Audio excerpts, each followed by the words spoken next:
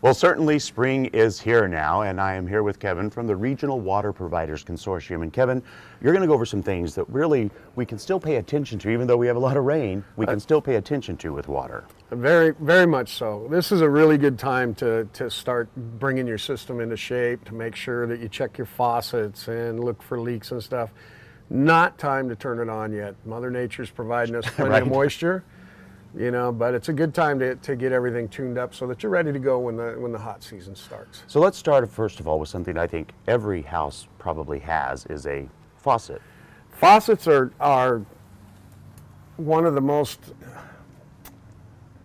overlooked, I guess, or undercared for part of a house. The other thing to look for, this is a vacuum breaker, and a lot of people will pull these off thinking, gosh, you know, every time I turn that thing off, it goes poof. You really should leave them on, because this is protection to prevent anything that hose is in from getting back into your drinking water. And so it's a vital piece of health safety. So if you got them on, leave them on. If you don't have them, you can get them at most of the big box stores. So for simple people like me, what do you mean would suck it? I don't understand if you have something. What it's called hose. is it's a backflow or a back siphon.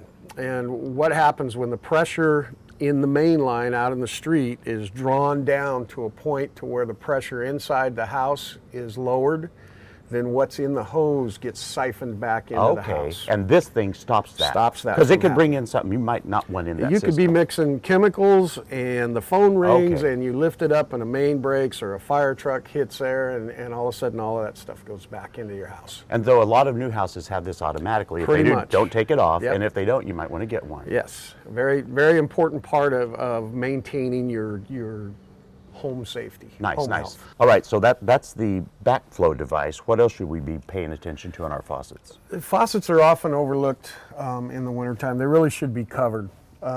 If they're not covered, you risk having a leak somewhere in the pipe. So once you start this, you want to make sure you check inside, see if there's any leaks going on. If nothing, you move to the outside. You want to make sure that all of these connections are tight. Mm-hmm.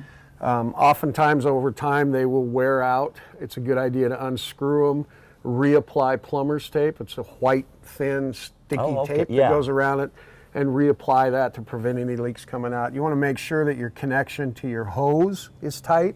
So a really good thing to do is once you get this visually inspected, go ahead and plug the holes in, put a plug on the end of it or a sprinkler, and turn it on and see if all of that's tight. That's going to show you any visible leaks, and anything like that you can correct. So now let's take a walk over here and we'll talk about sprinkler systems. All right? Great.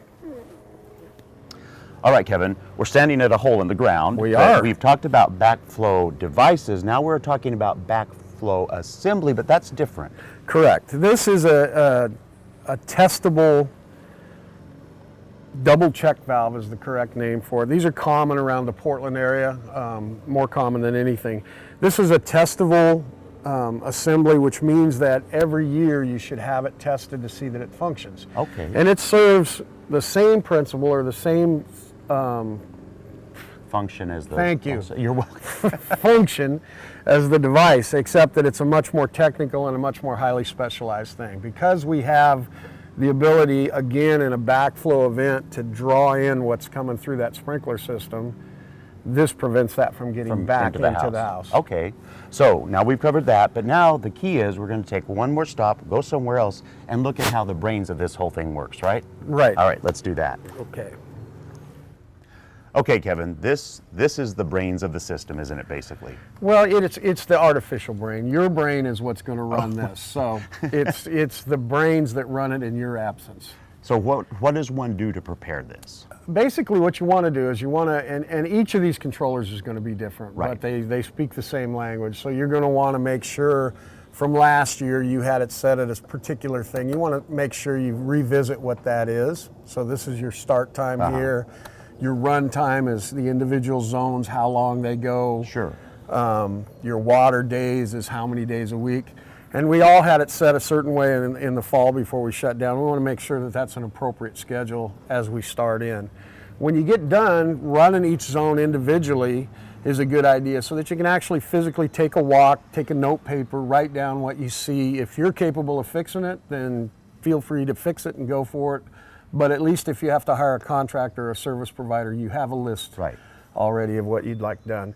When you're all done with it, as you can tell this time of year, there's no need to be running it. Correct. Now. Yeah. So make sure you turn that back to off.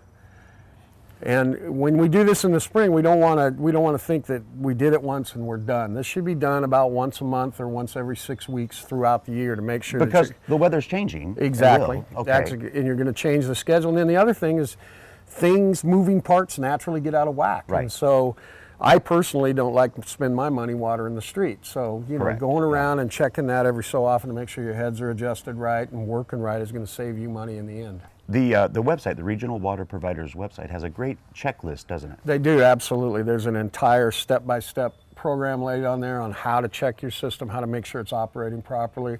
There's some great how-to videos on there to help you if you're more of a visual person and you need to see how this is done. It's a great resource. Well, there you have it. We tell you guys all the time, just pay attention to your garden and you'll find a lot of information out. The same applies to our sprinkler system. So for more information, you can go to the Regional Water Providers Consortium website, which you can find at gardentime.tv.